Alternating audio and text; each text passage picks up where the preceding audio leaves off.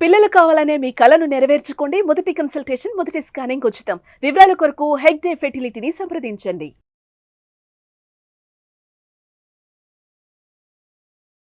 నమస్తే రజిత గారు. నమస్తే ఉష. అటెన్షన్ ఏ రిలేషన్షిప్లోనైనా ఎక్స్పెక్ట్ చేస్తూ ఉంటుంటాం. ఎక్స్పెక్ట్ చేసే దాంట్లో అటెన్షన్ ఒకటి. ఆ టైం కావచ్చు, వాళ్ళ అటెన్షన్ కావచ్చు, చాలా ఎక్కువగా కావాలనిపిస్తూ ఉంటుంటుంది. అవతల పార్ట్నర్, అది ఫ్రెండ్షిప్లోనైనా రిలేషన్షిప్లోనైనా, నాకు పనులు ఉన్నాయి, ఊరికి అటెన్షన్ కోరుకుంటూ ఉంటే ఎలా, ఊరికి అటెన్షన్ ఇస్తుంటే జీవితం సంకనాకపోతూ ఇలా మాట్లాడుతూ ఉంటుంటారు. అటెన్షన్ అనే పదం ఏ రిలేషన్షిప్లోనైనా ఎటువంటి ఇంపాక్ట్ని క్రియేట్ చేస్తూ ఉంటుంది? అటెన్షన్ అని నిన్ను అసలు అడుగుతున్నారు అంటే నీకు వాళ్ళు వాల్యూ ఇస్తున్నారు అని అర్థం. అసలు నీకు అటెన్షన్ ఇస్తున్నారు అని అర్థం. నీకు వాల్యూ ఇస్తున్నారు అంటే ఎవరైతే వాల్యూ ఇస్తారో అంటే నీ వాల్యూకి యాడ్ వాల్యూ. ఈ మనిషి నీకు వాల్యూ అటెన్షన్ అడుగుతున్నారు అంటే నీకు వాల్యూ ఉన్నట్టే కదా. అంటే నువ్వు అటెన్షన్ ఇవ్వకపోతే నీ వాల్యూ నువ్వు తీసుకున్నట్టే ఫస్ట్ పాయింట్. అండ్ అటెన్షన్ కోరుకునే వాళ్ళు ఎవరైతే ఉంటారో ఏ ఒక్క గొడవలకి కారణం నన్ను పట్టించుకోవట్లేదు, నాకు అటెన్షన్ ఇవ్వట్లేదు, నన్ను సరిగ్గా చూడట్లేదు. 60 to 80% of ladies, especially women, నాకు అటెన్షన్ లేదు అంటే నాకు అటెన్షన్ అనే పదం పాపం వైఫ్స్ వాడరు. వాళ్ళు అనేది ఏంటంటే అసలు పట్టించుకోరు. అంటే నన్నెవరు తిన్నవా అని అడగరు. నన్నెవరు అడుగుతారా అసలు? అసలు ఎంతసేపు ఈవంతా వండి ఈవే చేసుకుని మళ్ళీ డబ్బా కట్టించి తిన్నరా అని పిల్లల్ని, తిన్నరా అని భర్తని. మరి వాళ్ళు ఈ క్వశ్చన్ ఒక్కసారి అందరూ ఆలోచించుకోండి. వైఫ్స్ నిజంగానే పంపించండి, మీరు మిస్ అవుతున్నారు అది అని. కొన్ని ఏళ్ల తరబడి ఉన్నావా, నువ్వు అన్నం తిన్నావు అని ఒక మాట అడిగేవాళ్ళు చాలా తక్కువ. ఇక ఏ సండే పూట అందరు ఉన్నప్పుడు ఈవిడే కంచెం తెచ్చుకొని కూర్చోవడమే. కానీ అప్పుడు వడ్డిస్తుంటే కానీ దొరల్లా కూర్చుని, లేకపోతే పిల్లలు కూడా ఇంకా అదితే అనడం కానీ, నలుగురం కూర్చొని తిందాము అనే ఒక వాళ్ళు కూడా తక్కువ. కొంతమంది పిల్లలు కూడా అడుగుతారు, ఎందుకంటే మా ఇంట్లో కంపల్సరీ అందరం కూర్చోవాలనే ఒక సిస్టమ్ అయితే పెట్టుకుంటాం. సో ఇలా అటెన్షన్ లేక డిసప్పాయింట్ అయిపోయి డిప్రెషన్లోకి వెళ్ళిపోయి స్ట్రెస్ తీసుకుని వాళ్ళ స్ట్రెస్ హార్మోన్స్ని హ్యాండిల్ చేయలేక చాలా ఈ హెల్త్ ఇష్యూస్ వచ్చేవాళ్ళు కొల్లలు ఉన్నారు అంటే మీకు ఏమైనా డౌటా? అంటే ఆ అటెన్షన్ లేకపోవటం వల్ల ఆ రిలేషన్లో ఉన్నామనుకోవాలా, ఊడేమనుకోవాలా అంటే ఒక కాన్ఫిడెన్స్ ఉండదు. అంటే ఇప్పుడు నువ్వు అటెన్షన్ ఇచ్చావనుకో, ఏ అమ్మాయి నాకు అటెన్షన్ ఇస్తుంది కాబట్టి నేను ఓన్లీ ఉషాతోటే చెయ్యాలి. ఇప్పుడు నేను వచ్చినా కూడా అట్లా చూసుకుంటూ వెళ్ళావనుకో, అటెన్షన్ ఇవ్వలేదు. Attention is genuine because I want that attention. అంటే లైక్ వచ్చారు, ఎస్ మ్యామ్, దట్స్ ఇట్, ఉన్నారా, ఎక్నాలెడ్జింగ్. అండ్ వచ్చాము రాగానే చెయ్యకుండా, like if you are doing work, నేను ఇంకొక అమ్మాయి వచ్చి బాగా అటెన్షన్ ఇచ్చింది, anchor, then I'm going that side. For example చెప్తున్నా, ఎందుకంటే సిచ్యుయేషన్ కనెక్ట్ అవుతుందని. నేను వెళ్తున్నా, అప్పుడు నువ్వు అప్సెట్ అవుతావు. You don't want me to go to other person. ఈ ఏడుపు అందరిలో ఉంది. ఇప్పుడు ఎమోషనల్లీ నువ్వు అటెన్షన్ ఇవ్వకపోతే ఎమోషనల్లీ ఇంకో దగ్గర అట్రాక్ట్ అవుతారు కదా, అవునా? అది ఎంత పెద్ద డ్యామేజ్ మనది. It's a different story. నేను అనేది చాలా పెద్ద విషయాల్లో చెప్తున్నాను, రిలేషన్షిప్లో చెప్తున్నాను. ఇటు వెళ్తే ఇటు వెళ్ళనియవు అంటే నువ్వు ఏంటి అంటే అమ్మ పెట్టదు అడుక్కు తిన్నివ్వదు అంటారు. ఎగ్జాక్ట్లీ, నువ్వు పట్టించుకునే వాళ్ళ దగ్గరికి వెళ్దామంటే వెళ్ళనివ్వరు. కరెక్టా కాదా? నువ్వు పెట్టవు, ఇంకొకళ్ళు పెడతా అని పోదామంటే పెట్టనివ్వు. అలా అంటే వెళ్తారా మేడం అని నువ్వు చాలా లోతుగా వెళ్ళకండి మీరు. నేను చెప్పేది ఏ రిలేషన్లో అయినా ఎలాంటి వాళ్ళు ఈ అటెన్షన్ కోరుకుంటారు అంటే వెన్ దేర్ ఎమోషనల్లీ వాళ్ళను అర్థం చేసుకోకపోవడం వల్ల ఈ ప్రాబ్లమ్స్ ఏంటంటే ఎమోషనల్గా కానీ లేకపోతే సైకలాజికల్గా నీడ్స్ ఏదైతే ఉంటాయో వాళ్ళకి సరిగ్గా సాటిస్ఫై కానప్పుడు. For example, as I said, emotionally అసలు నువ్వు కొంచెం కూడా పట్టించుకోవట్లేదు. ఇప్పుడు నేను అడిగిన మాటలలో భర్తది కూడా. ఫర్ ఎగ్జాంపుల్, కూర్చుని సీరియల్ చూస్తుంది ఆవిడ, ఆయన వచ్చి వెళ్ళిపోయాడు, తీసుకున్నాడు, వచ్చాడు. ఆయన ఎంత దారుణంగా ఉంటుందండి. ఆమె ఏం పట్టించుకోవట్లా. ఆ పదానికి కరెక్ట్ మీనింగే అటెన్షన్ కదా.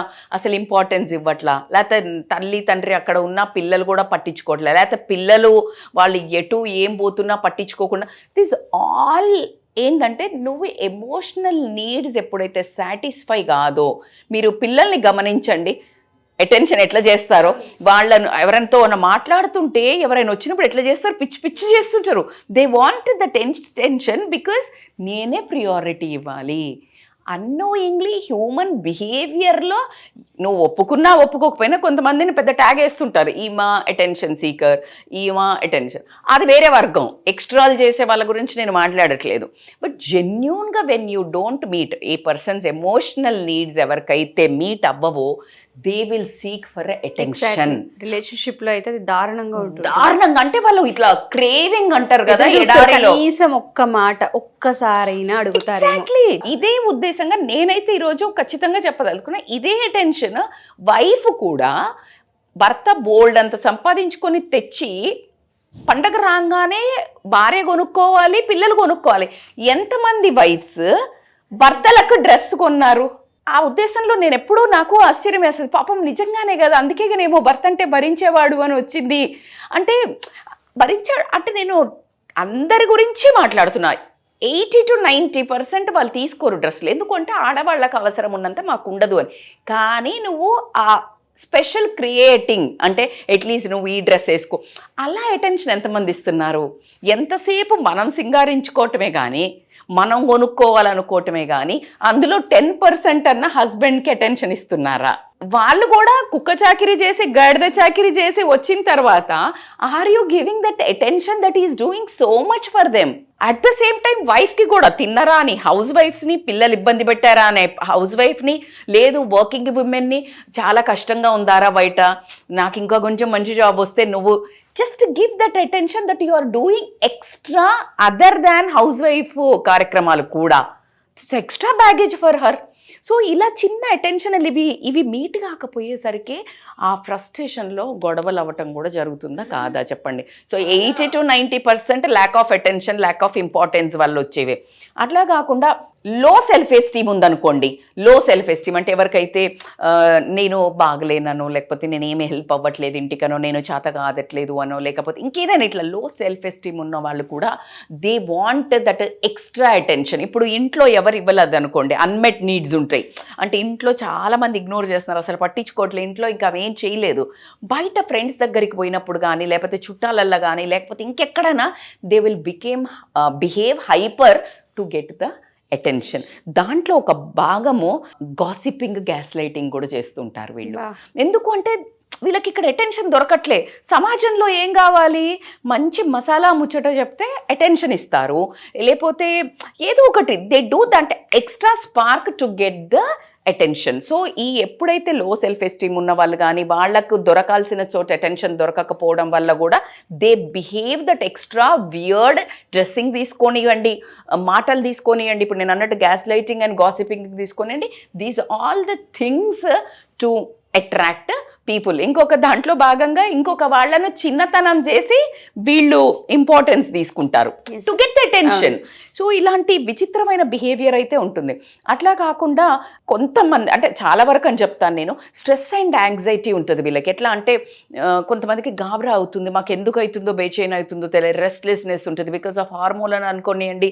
వాళ్ళకి భర్తో, భార్యో, బాయ్ ఫ్రెండో, గర్ల్ ఫ్రెండో, ఫ్రెండో ఎవరో ఇష్టం ఉన్న వాళ్ళు వీళ్ళు నన్ను పట్టించుకోవట్లేదు, వదిలేసి వెళ్తారేమో అనే ఒక స్ట్రెస్, యాంగ్జైటీకి. So they do want always that attention, eye on me, look at me అన్నట్టు. ఇప్పుడు చూడు పిల్లలు కానీ జనరల్గా 90% మనం హోటల్కి వెళ్తే ఇక్కడ కూడా గొడవ వస్తుంది. ఇలా వైఫ్ హస్బెండ్ కూర్చుంటే 70% పాప మా అబ్బాయిలకి ఇది ఎక్స్పీరియన్స్ అయ్యి ఉంటుంది, హస్బెండ్స్కి ఇంకా బాయ్ ఫ్రెండ్స్కి. వాళ్ళు ఇక్కడ గర్ల్ ఫ్రెండ్ ఉంటే ఇక్కడ చూడరు, ఇట్లా చూస్తే ఏం చూస్తున్నావు నన్ను చూడు అన్నారా మీరు, వైఫ్కి క్వశ్చన్.